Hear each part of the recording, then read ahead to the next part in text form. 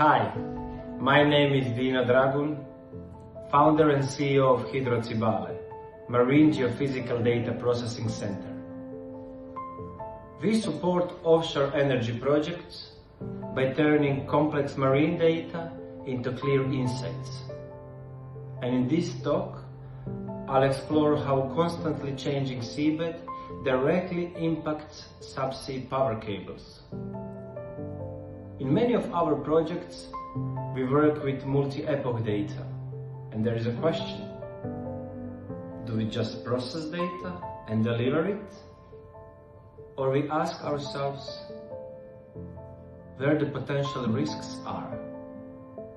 How can we understand the better seabed behavior, and which parameter should we include? That's what I'm gonna talk about.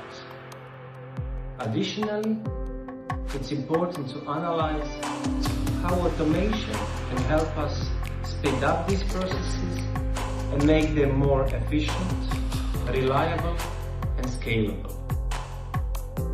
See you all in Amsterdam soon.